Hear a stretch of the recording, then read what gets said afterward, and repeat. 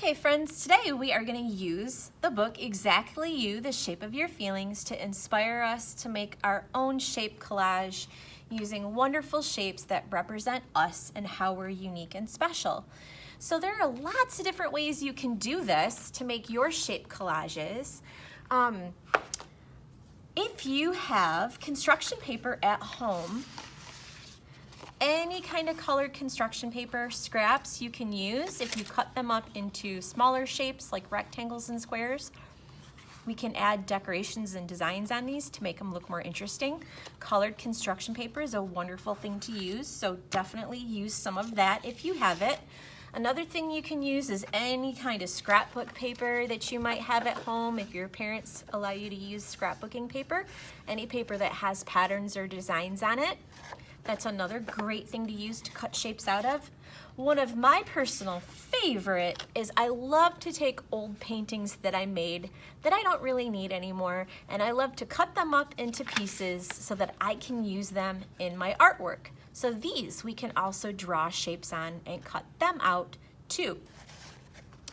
If you do not have any paper at home that you use for art, another thing that you can use to help you is magazine or newspaper scraps. Now don't cut out the pictures and use the pictures just for look for pieces that have just words on it or pieces that just have colors or patterns that you like, and you can use those too if your parents say you can to help cut your shapes out of. Another thing that I'm going to show you that I want everybody to try is to also make your own paper. And the way that we're gonna do this is use markers and crayons and create textures and patterns on them to cut them apart to make our own designs for our shape collage. So to do that, you're gonna get a white piece of paper, and I just want you to start by sectioning the white piece of paper off into 4 rectangles by drawing a line straight down the middle one way, and then drawing a line in half going the other direction so it looks like a big T. It's okay if they're not all exactly the same size. And then in each rectangle, you're going to texture and pattern it in a different way. So as you can see, I did several here using both marker and crayon. Each one is different. I picked out colors that I liked and things that made me feel happy and things that reminded me of my personality. And that's what I'm gonna show you how to do now. So a fun one to do is the scribble one. That's probably the easiest. You pick out a few different colors of crayons that you think represent who you are and what you like. And we're gonna mix and blend those together. So I'm picking out some red, magenta, and blue as my colors. And maybe I'll use some violet. And right here in one of the squares, this is really super simple. All you're doing is making little loop-to-looper ring lines around, around, around, around, around, around, around. Kind of looks like scribbling at first. It kind of is. But that's one way to texture or pattern your paper. All over in your first color, pick your next color. This is red. I'm going right over top of my purple with the red. And then I have another color that looks like magenta or raspberry. This is red violet. I think these colors blend nice well together. And then this is blue. I'm going right over top of those colors with a blue. And when you're all done, you have this really cool color texture. If you filled up the whole shape, it should look really, really interesting. Okay, another one to do that is also one of my favorite is to start with marker. If you have marker, this is a great one to do. And you just start by making some nice big marker dots in whatever color you pick. And then at some point, when you make a few of those dots, you're gonna stop and switch and pick a different color and make color with those dots. Now I don't really want my dots touching each other, because I'm gonna add some crayon to this next. Now the next part is you pick a crayon color to go around your dots. So I'm going around and around and around. It's one way to make a polka dotted patterned paper much more interesting than just using marker, and it looks fun to use in artwork.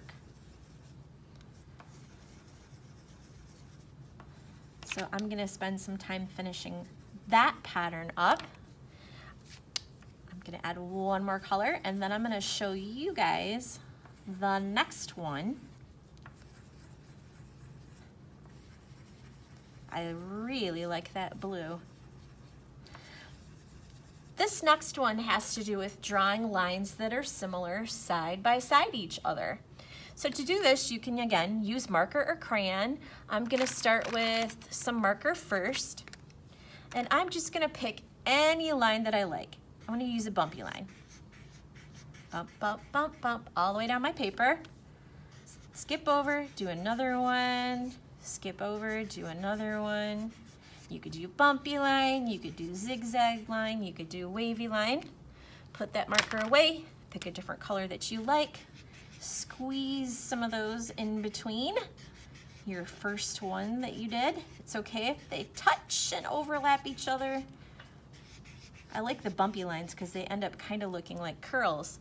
Now I could leave it like that if I really like the way that looks, or I could also try turning it sideways, and I'm gonna try adding some blue going the other direction. This marker is a little bit dried out. Let me try a different blue. Some of my markers are getting dried out. Yeah, that looks pretty cool. Just another way to make a patterned or textured paper that you can cut out shapes in. Here, I'll show you a little closer so you can see it. Now you can see I have one more square here. This one you can get really creative with. You could make a big tornado with colors. You could make any kind of lines looping in and out of each other. One that I love to do, that I know a lot of you love to do as well, is do the rainbow colors. So I did some shapes earlier using rainbow colors, and you can kind of see the shapes in my bag. And I just did that by coloring each section rainbow all the way down.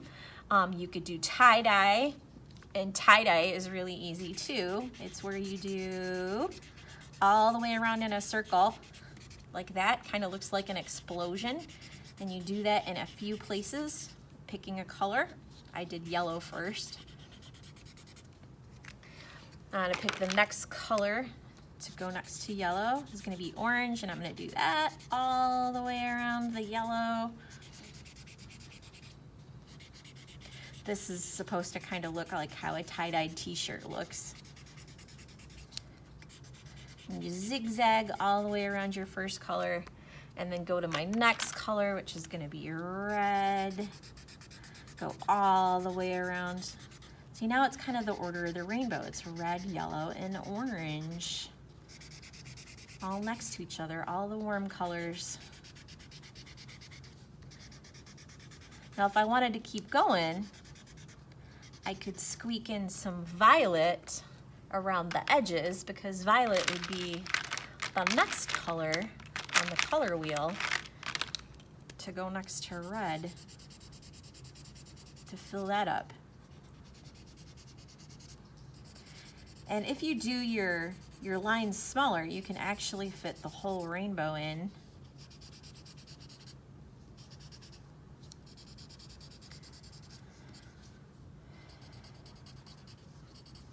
That looks pretty cool. Okay, so there's lots of examples of creating your own texture and pattern paper. When you're done, you're gonna take your scissors and very carefully cut along that line that you drew, cutting those pieces apart.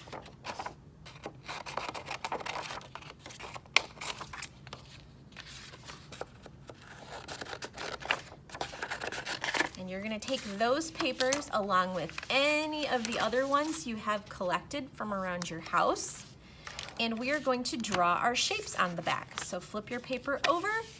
You can take your marker or a crayon or a pencil, and you're gonna try to draw really interesting shapes that remind you of you and your feelings.